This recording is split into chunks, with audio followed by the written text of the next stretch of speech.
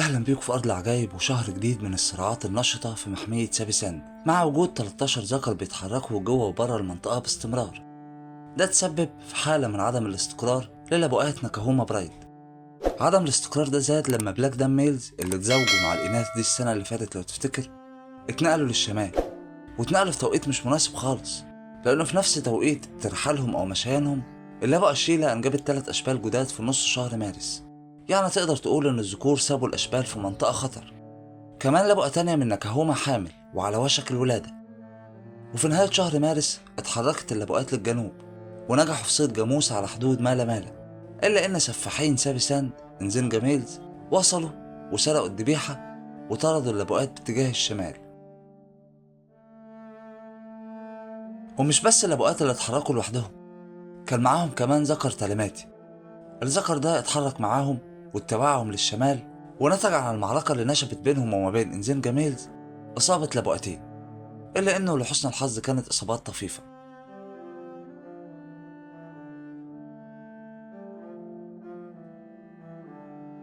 وأخيرا اللبقات اللي خرجوا للصيد رجعوا تاني لمنطقة جوما واجتمعوا باللبقة شيلا اللي طبعا ما كانتش خرجت معاهم. أما ذكر تلماتي اللي كان برفقتهم فكان ضيف غير مرحب بيه، وبالرغم من ده قدر يحافظ على مسافة آمنة بينه وبين لبقات نكاهوما. وعلى مدار الشهر اترصد بيزقر في المنطقة، لكن لحسن الحظ ولا تحالف في المنطقة واجهه أو رد على زئيره. ممكن دي الحاجة اللي جرأته إنه يقرب أكتر للبقات نكاهوما، إلا إنهم وقفوه عند حده وعند خط الحدود اللي رسموه ما بينهم. وفي ظهر نفس اليوم معظم أفراد الفخر غادروا المنطقة وما تبقاش غير لبقتين اتنين، وهما اللبقتين تايلور وبيانكا. بيانكا اللبقة اللي وصل عمرها ل 11 سنة، والكويس إن اللبقتين ظهروا في حالة صحية كويسة.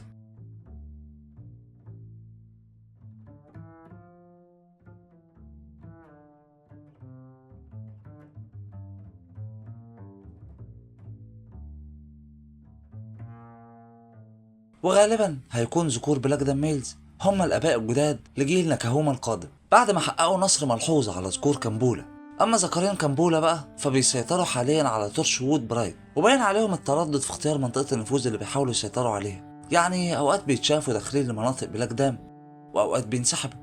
وفي نص شهر مارس اتنقلوا مع أختهم للجنوب، كمان اشتركوا معاها في عمليات صيد بالإضافة لوجود ذكر نكاهوما معاهم. والغريب إنهم اتحالفوا في عملية الصيد بدل حدوث أي صدام بين الذكرين.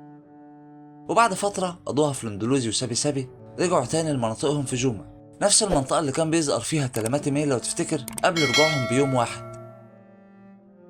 وعلى ما يبدو إن فرصتهم في السيطرة على المنطقة كبيرة في غياب واضح لأي تحالفات منافسة. كمان وقعت بعض المناوشات بين ذكور كامبولا ولبقات نكاهوما. المناوشات دي بدأت بسرقة الذكور جاموس من فخر نكاهوما في أول شهر إبريل، وده بيشكل خطورة كبيرة على أشبال نكاهوما اللي أعمارهم ما تجاوزتش 3 سنين. وبما إنهم كلهم إناث باستثناء الذكر اللي غالبا هيتم طرده قريب، ففي فرصة لوقوع تزاوج بين ذكور كامبولا والإناث دي. أما فخر كامبولا نفسه فانسحبوا من سابي ساند لشيتو شيتو. كمان من بين الأخبار الحزينة العثور على شبل ميت بعد ما اتولد من لبقة مجهولة. اللبقة دي فضلت يومين بعد الولادة بتعاني بشدة لحين ما اتعثر على جثتها، وكانت الضباع بتتغذى عليها. وبعد محاولة التعرف عليها اتقال إن هي اللبقة ممزقة الأذنين، ودي واحدة من لبقات نكاهوما برايد الفخر اللي فقد في أقل من شهرين لبقتين، اللبقة ريد جنوز والذكر لبسكار، بالإضافة للبقة الأخيرة اللي ذكرناها دلوقتي. وتحت قيادة الأب موهك اتوحدت صفوف أبنائه الثلاثة الذكور اللي هم ذكور نكاهوما وإخوات الذكر الرابع لبسكار اللي زي ما قلنا مات في أول شهر مارس. وتم رصد الرباعي في شمال سابي ساند وفرندولوزي طول شهر مارس. حالتهم الصحية الممتازة بتشير على احتمالية رجوعهم لفخر نكاهوما. كمان خد بالك ممكن يتحدوا مع ذكر نكاهوما الوحيد. نفس الحال تقريبا بالنسبة لتلماتي برايد، الفخر اللي ازدهر بشكل ملفت من بداية العام الحالي، أكل أكتر وعمليات صيد أكبر، خصوصا مع مساعدة الذكور البالغين للبقى جليلي في إسقاط فرائس أكتر. كمان في احتمالية لتحالف الذكور دي مع ذكر نكاهوما، ده طبعا في حالة عدم رجوع ذكور نكاهوما زي ما قلنا من شوية. أما في غرب سابي ساند فمش غريب إن فخر تشيم وينج يزدهر مع وجود الحماية الكبيرة اللي بيوفرها لهم ذكور بلانز كامب. كمان الأشبال ظهروا في حالة ممتازة، ويبدو إن مستقبلهم مشرق للغاية، بعكس أشبال مانجيني برايد اللي حرفيا بيتقاتلوا فيما بينهم علشان حصة ضئيلة من الأكل، خصوصا بعد ما وصل عددهم ل10 أشبال. على فكرة برغم إن أمهاتهم بارعين في الصيد إلا إن شهيتهم المفتوحة هي اللي صعب تتملي. كمان تم رصد اللبؤتين بنات ريتش نوز اللي ماتت زي ما قلنا، واللبؤتين كانوا في حالة جيدة.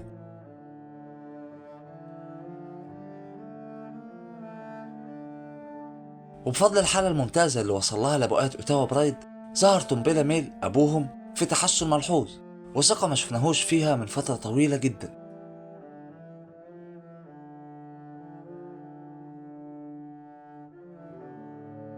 لبؤة سلالة اتنقلت للغرب واختفت من مالا طول شهر مارس.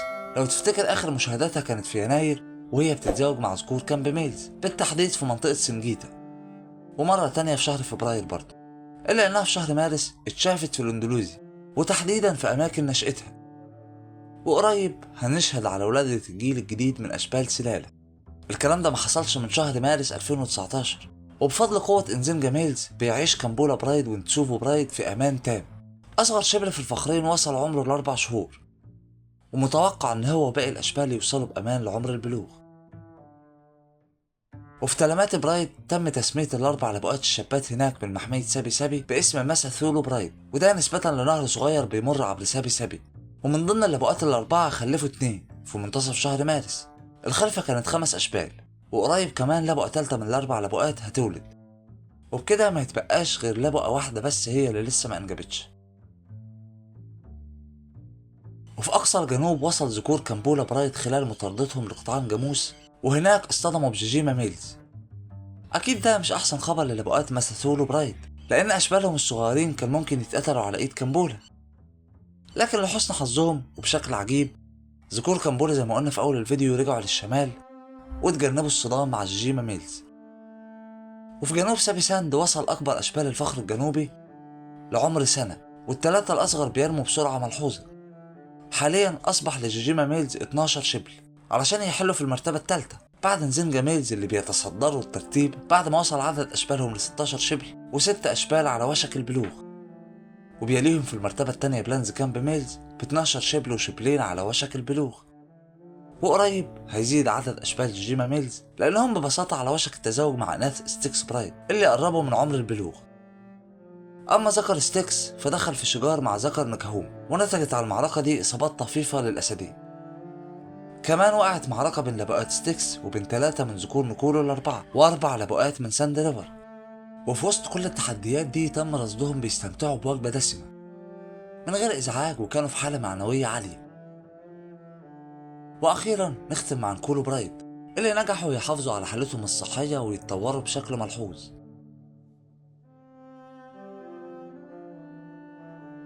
نكولو 5 اكتسب وزن أكبر وكان بصحة جيدة برغم الإصابة اللي في رجله اليمين الخلفية. نكولو 6 بيزك زكة خفيفة أو عرجة خفيفة لكنه برضه ظهر في حالة كويسة، في حين إن نكولو 3 أو نكولو 3 كان بيعاني من عرق شديد. وباقي الذكور اتشافوا آخر مرة في 4 مارس وكانوا في حالة صحية وحشة. دي باختصار شديد كانت آخر تطورات أو تحديثات لشهر إبريل لأسود سابي ساند. إن شاء الله استناني الفيديو التحديث بتاع الشهر الجديد، وأتمنى يا رب يكون الفيديو عجبك وتكون استفدت بمعلومة جديدة. بفكرك ادعم اخواتنا في غزة بالدعاء وصلي على المصطفى عليه الصلاة والسلام، واشترك في القناة دلوقتي لو لسه ما اشتركتش وفعل جرس الإشعارات علشان يوصلك كل جديد، واعمل اعجاب بالفيديو ومشاركة، واشوفك الفيديو اللي جاي على خير.